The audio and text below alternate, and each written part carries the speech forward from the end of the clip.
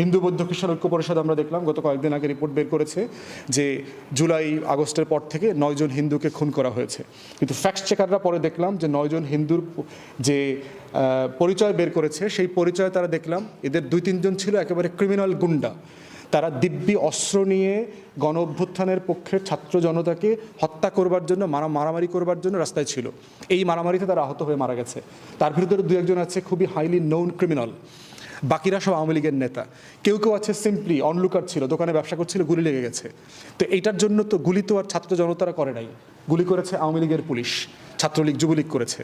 অতএব এই জায়গাগুলো থেকে আমার কাছে মনে হচ্ছে যে বাংলাদেশের হিন্দু সম্প্রদায়ের মানে ওয়েক আপ কল, যে আপনারা জেগে ওঠেন এবং নিজেদেরকে বাংলাদেশি হিসেবে আপনারা যে ভারতের রাজনীতি এখানে করেন না অথবা সেই রাজনীতির অংশীদার অথবা অজুহাত হইতে চান না, সেটা নিয়ে আপনারা কথা বলেন। ইসকনের মতো একটা সন্ত্রাসী গুন্ডা লীগ থেকে নিজেদেরকে আলাদা করেন।